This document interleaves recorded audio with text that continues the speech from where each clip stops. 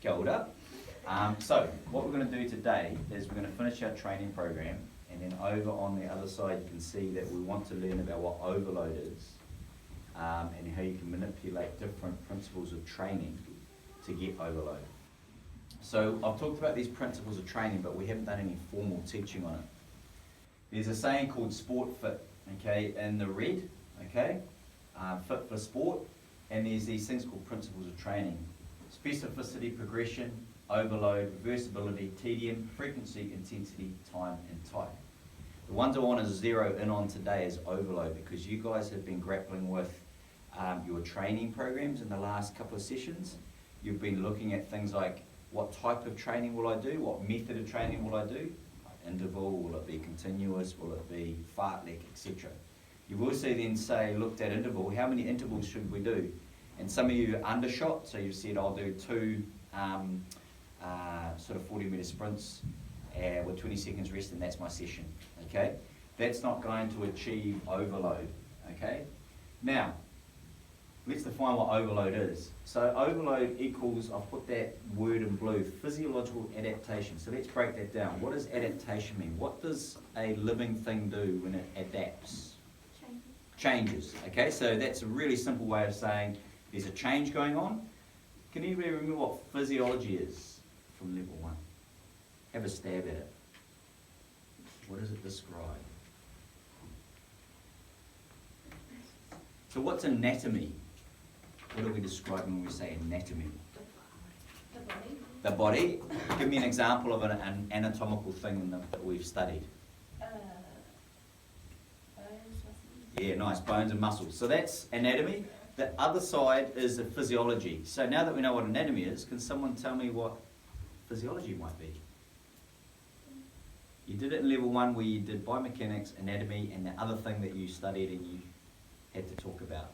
Is that the exercise physiology thing? Brilliant. So can you give me an example of something happening in the body that is an example of physiology? What happens when you exercise? To this? Heart rate increases. Heart rate increases, okay? Give me another thing that happens to your body when you exercise. You sweat, good, that's a physiological response. Give me another example, one more example of when it happens to you. Breathing. Brilliant, okay? Okay, te pai. Okay, so what happens is you get adaptations or changes that are to things like your heart rate, your breathing rate when you exercise, okay? And I've put it over there in brackets, bigger, faster, stronger, okay? So when you lift weights, you tend to get bigger if you lift the right type of weights in the right way. Faster, stronger, etc., okay? So what you guys are trying to do is you're trying to get those changes for kia rahi. And the main ones are more agile, more speed, more power, and some of you more aerobic endurance. So you've chosen what you think is an appropriate method of training. So I've got MOT there for method of training. So it's either your continuous training, your interval training, your plyometrics, etc. Then what you guys are doing, which you don't even realise you're doing it, but you're starting to grapple with it, is you're starting to manipulate some of these principles of training. And the main ones that you're looking at are frequency. So how often you'll do that particular method of training in a training cycle. And our training cycle is 1 week, because we've got 1 week blocks that you're planning in, okay?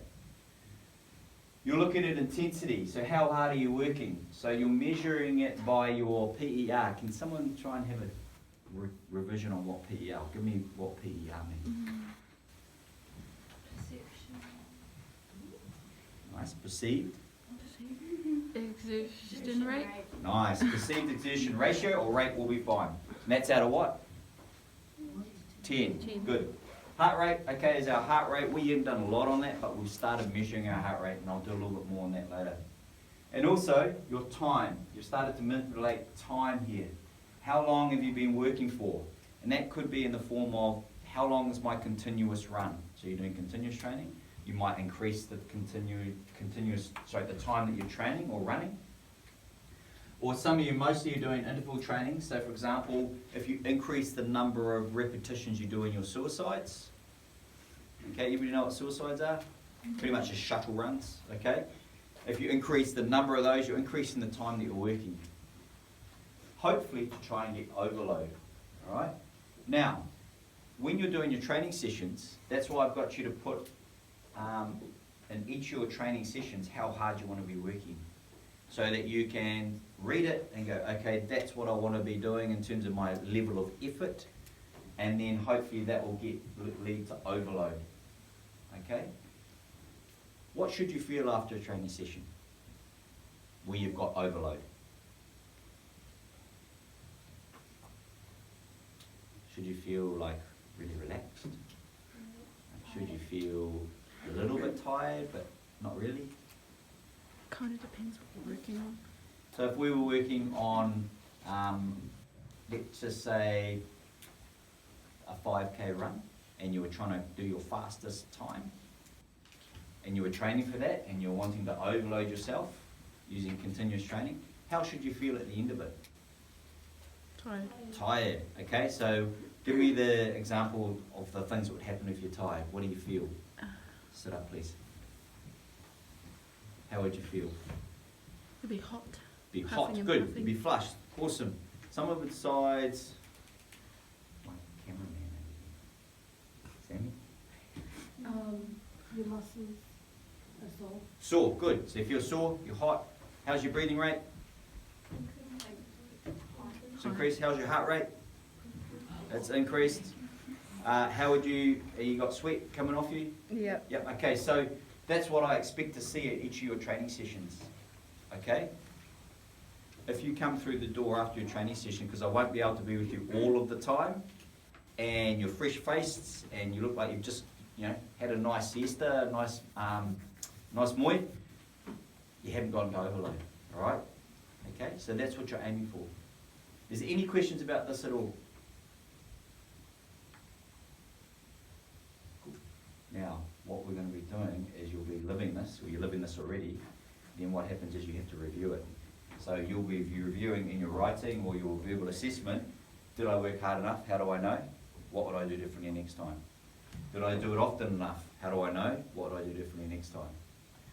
Did I go for long enough? Same question. Okay, so that's the process. Plan your training program, do your training program, ask some questions about it. Okay?